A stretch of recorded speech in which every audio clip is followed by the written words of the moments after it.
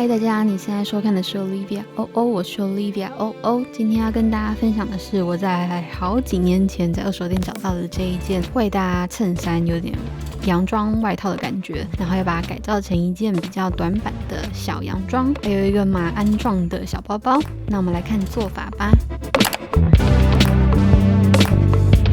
首先要先拆解掉它的领子，我发现它的刺绣有一部分已经吃到它下面的布料，所以我就直接用剪的。袖子的部分我想要做短袖，所以就让这个袖口平行的跟原本的袖口切齐。它原本是穿起来蛮宽松的，所以我决定做一个高腰的抓皱设计，把左右两边贴着，然后对折之后可以一口气剪裁前版跟背板。排扣设计的部分就不需要了，所以就直接全部剪掉。裙子的部分我会等把上面的版型做出来之后再来做测量跟剪裁。剪裁好的上衣反穿之后，我希望我的胸围跟袖子口都可以再缩减一点点，这边就按照个人喜好来做一些调整。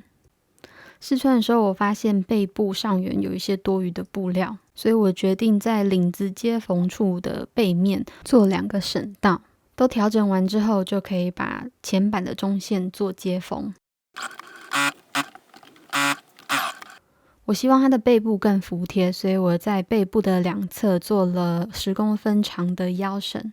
大家如果有兴趣想要知道腰绳是什么的话，可以点右上角的连结，这边有跟大家介绍各种各式样的名称。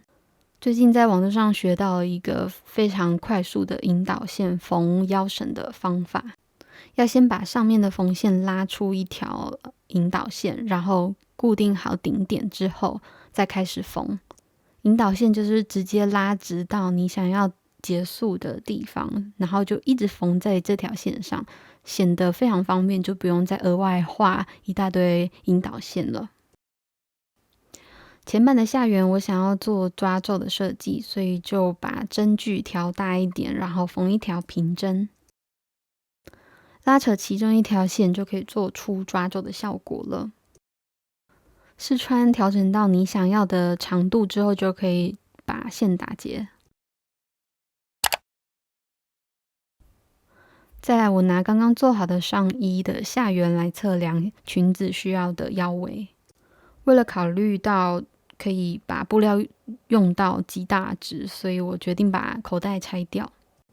测量你想要的裙子长度，然后就可以一并对齐的剪裁。口袋拿掉之后，我有左右各1块的前版跟1块大的背板，所以要先把前版的中线缝合起来。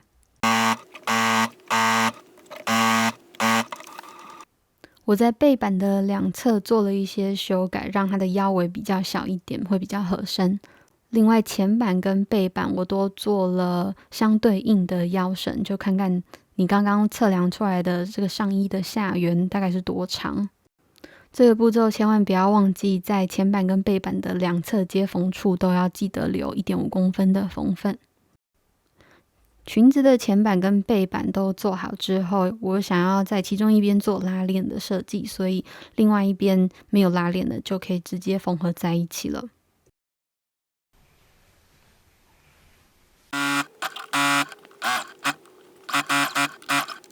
接着就可以准备把它们接缝在一起，但是因为这个侧边等一下要放拉链，所以要先把这边的缝线拆开。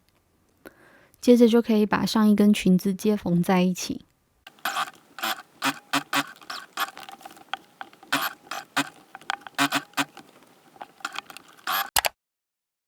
接下来就可以准备收尾啦。最后3件事情是要把袖子跟裙子下摆收边，然后要把领子接缝上去，还有拉链。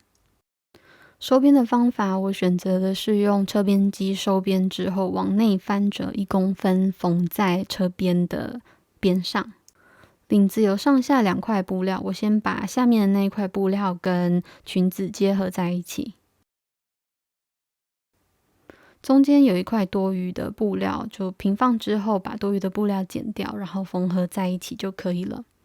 至于内侧的部分，我决定用包边带来做收边。这里用的是刚刚剪出来的口袋的布料。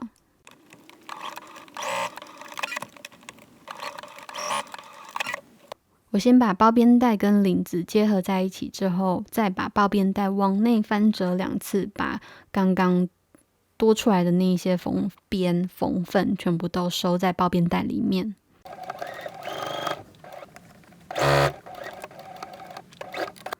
再来就是把隐形拉链，正面对正面先缝在裙子的侧边上。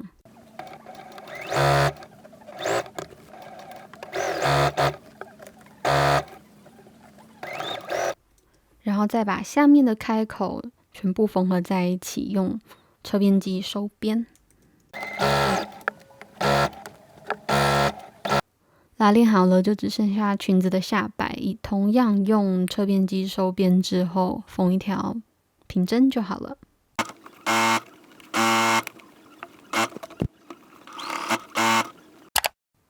看着那个口袋的形状，让我想到了马鞍包，非常有名的马鞍包，所以我决定用剩余的布料来做一个很简单的马鞍包。做法跟一般托特包的做法一模一样，只是形状不太一样而已。